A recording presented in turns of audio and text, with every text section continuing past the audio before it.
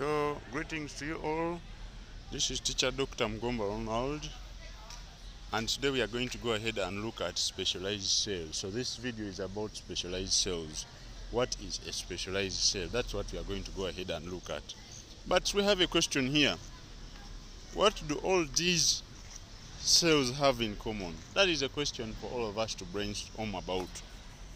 What is common to all these cells? That is a question that we are having here. We are looking at specialized cells.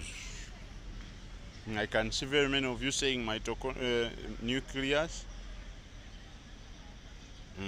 Okay, that's good. So today we are going to, in our video we are going to go ahead and look at, all of you must be able to describe with examples how cells are specialized to perform different functions. Most should also be able to state how cells groups together to form tissues. Some could also state how specialized cells are adapted for their functions.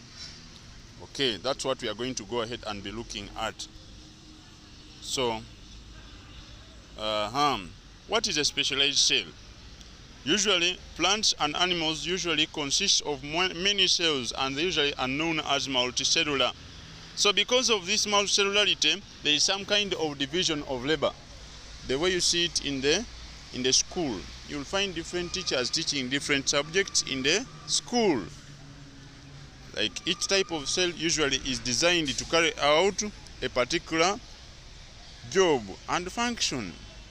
So this thing of specialization, where we see different cells developing specific characteristics to perform different tasks. That is what we usually call cell specialization. This makes work easy and makes it easy for the different cells for the functioning of the body well, because you will have efficiency. Each cell will perform a specific function. Okay.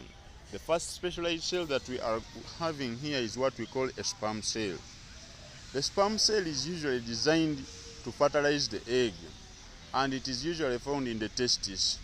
And you can see that it has specific characteristics. It has developed certain characteristics that enable it to perform its job well.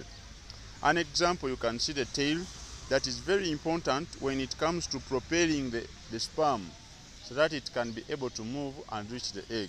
You can clearly see that the sperm also has the head which contains enzymes which are able to digest the egg cell membrane, so that it can reach the nucleus and fertilize it.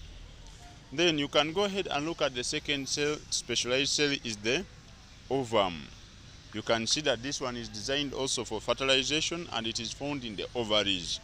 It is very important because when you look at it, characteristics, it is large and bulky, and it contains a large yolk. It contains yolk, which usually provides nourishment or food to the growing embryo after fertilization. The next cell that we are having on our list is a Parishad cell, a Parishad mesophyll cell. This one is usually designed for photosynthesis, and you can all notice the green structures that are found at the periphery of the nucleus. You can see those at the periphery of the vacuole. They are tall and have a large surface area to absorb water and mineral salts. They also are packed with chloroplasts, which are sites where photosynthesis usually takes place. Now, the next specialized cell that we are having on our list is called a ciliated cell. It is designed in a way that it stops lung damage. It stops lung damage how? It is usually found in the lining of the airways, like in the trachea. So it traps the dust that would enter our lungs. Even in the nose we find it there, to trap dust that would enter our lungs. Even in the trachea, it strips the mucus, which is usually the mucus that usually has the dirt and the bacteria that was trying to enter into our lungs. So usually what it does is it picks it up, and then it pushes the mucus upwards, and then we are able to get rid of the mucus in our nose, through our nose. So the next specialized cell that we are having here is a root hair cell. The root hair cell is very important and it is designed for absorbing water and mineral salts from the soil. You can see clearly that it has a thin cell wall that makes it easy for it to take up minerals. You can see clearly that it has a large surface area and that enables it to absorb water and mineral salts. It is found in plant cells. When you look at our next cell here we are having is the nerve cell. The nerve cell is very important. The name of a nerve cell is called a neuron. It is very important because it is the one that usually carries electrical signals from one part of the cell to the other part of the cell.